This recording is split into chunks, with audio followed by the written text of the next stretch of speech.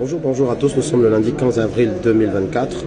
Je vais vous faire un petit compte rendu d'une thématique qu'on vient de terminer et qui nous a pris 2 jours comme toutes les autres thématiques. Donc je suis membre de la sous-commission sur la souveraineté nationale qui appartient à la commission politique et je travaille dans le sous-groupe numéro 3. Alors dans notre sous-commission, on a comme dans toutes les commissions ou sous-commissions une 60aine de membres qui sont répartis en groupes, dans notre cas à nous.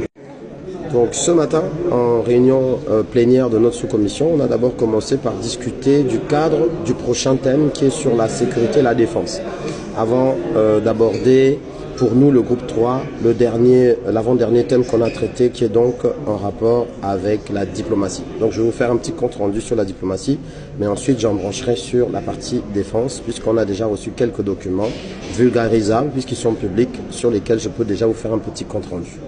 Alors la problématique aujourd'hui c'est que comme vous l'avez vu lors de l'immersion qui a été diffusée de notre sous-groupe, la problématique est qu'on a des questionnements sur la politique étrangère du Gabon, sur son implémentation, donc ce qu'on appelle la diplomatie. Il y a une perte de confiance, de relations, de liens entre les citoyens gabonais et l'État gabonais lorsque les personnes vivent à l'étranger. Il y a la problématique de la gestion de la diaspora. Il y a la problématique des représentations diplomatiques et de leurs engagements vis-à-vis des instances internationales dans lesquelles nous sommes. Il y a la problématique de la publication des rapports et de leur mise à disposition. Il y a la problématique de la gestion de ces rapports, de ces accords. Il y a la problématique même de la différenciation. Après, le grand public doit être au courant entre un traité, un accord, une convention et tous les engagements qui y vont avec. Lorsque c'est bilatéral, multilatéral, bon, il y a beaucoup de choses. Et on a fait des préconisations dans ce sens. Donc tous les groupes de la sous-commission souveraineté nationale ont fait ces recommandations en lien avec cela. Alors évidemment l'objectif pour nous est de pouvoir garder le contrôle des engagements dans lesquels on amène le Gabon en tant que dirigeant.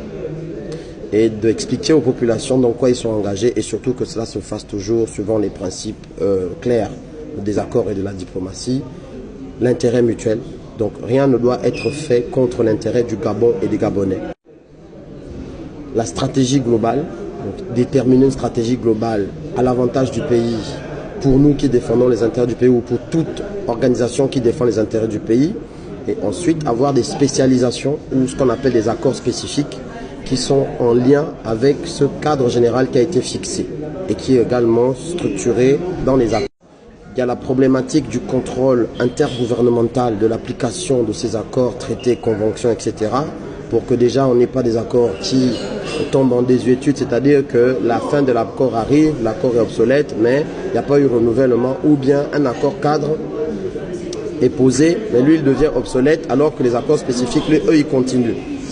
Il y a également la possibilité pour les citoyens de consulter ces accords. Il y a une problématique spécifique qui est le fait que certains pays signent des accords avec le Gabon. Le Gabon, lui, prend des engagements pour l'application de ces accords, traités, conventions, mais ces pays-là, eux, ne font pas le travail. C'est ce qui arrive, par exemple, dans le cas de la France, avec des accords spécifiques sur l'installation et sur tout ce qui est installation des citoyens et tout ce qui est, on va dire quoi, les droits de circulation. Plusieurs fois, on a remarqué que la France ne transformait pas ces accords, conventions, autres en textes réglementaires qui s'appliquent aux administrations françaises et qui font que les Gabonais puissent bénéficier de ces textes réglementaires découlant des accords.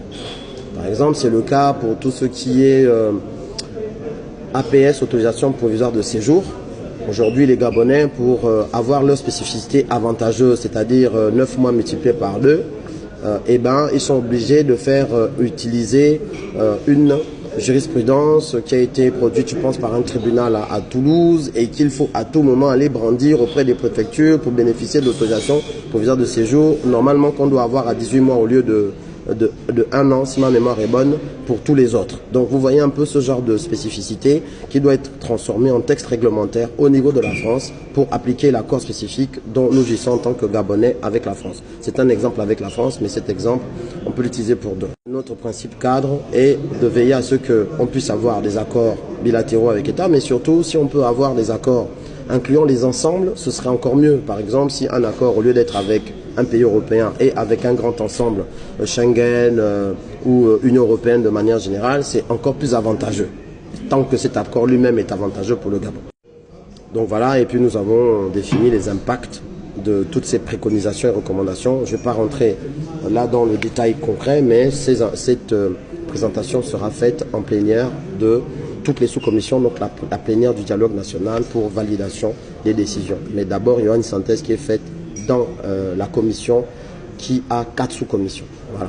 Voilà un peu ce que je peux vous dire déjà sur les travaux par rapport à la diplomatie, juste comme ça. Et puis donc on a abordé, et on doit aborder, la problématique spécifique des accords. Bon, on a parlé des accords coloniaux, ça a été fait.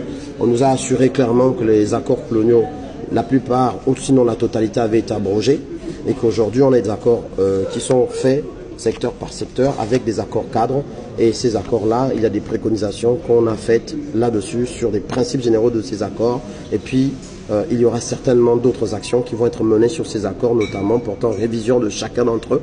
Donc parcourir chaque accord et regarder ce qu'il en est, c'est du bon sens. Maintenant, parlons spécifiquement des accords de défense. Alors je peux déjà vous dire qu'il y a des documents qui peuvent intéresser le grand public, qui sont à la disposition des commissaires, puisque ce n'est pas des documents classés secrets. Et donc moi, mon travail en tant que éclaireur de conscience et alerteur sera de vulgariser aussi ces accords. Par exemple, ici on a le traité instituant un partenariat de défense entre la République française et la République gabonaise daté de 2010, qu'il faudra vulgariser, tous les articles. Alors il faut savoir que ce traité va être renégocié là, en rediscuté en 2024.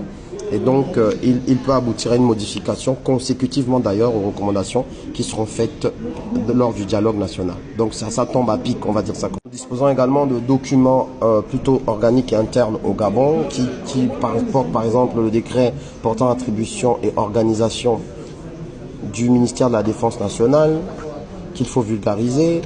L'autre portant l'organisation et la composition et le fonctionnement du Conseil supérieur de la Défense nationale et de la sécurité.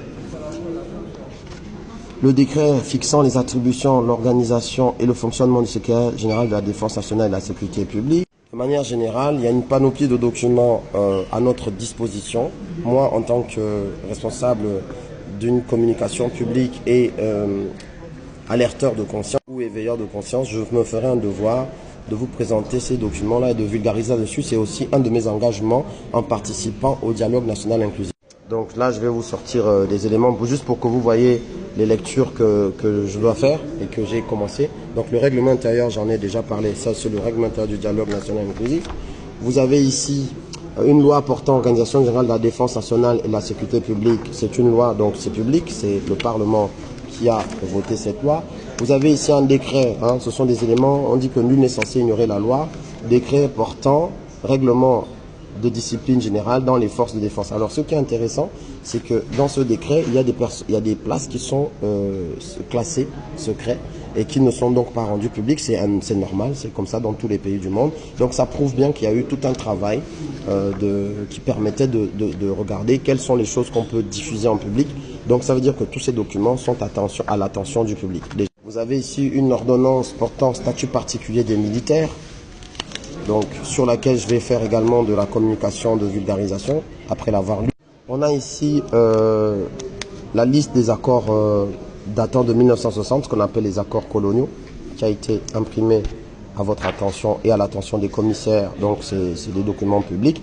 Et puis il y a là un rapport qui a été fait par un rapport de synthèse sur ces accords. Alors donc on sait déjà que plusieurs accords ont été abrogés, qu'ils ont été, donc en fait ils sont suspendus ou tout simplement abandonnés. Mais comme je vous ai dit, le travail citoyen que nous devons tous faire, c'est d'aller à la recherche des textes, regarder dedans qu'est-ce qui est toujours en vigueur, qu'est-ce qui n'est pas, et ça passe par la mise en disposition et surtout par l'engagement citoyen. C'est pas l'affaire de quelqu'un, c'est pas l'affaire d'une seule personne, c'est pas, tout ne peut pas se traiter au dialogue national.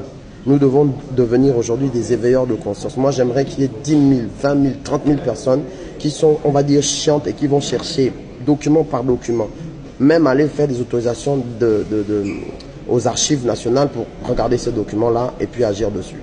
Là, j'ai une interview avec le journal La Concorde. Je vous reviens tout à l'heure. C'est l'homme qui a peur, sinon il n'y a rien, on est ensemble.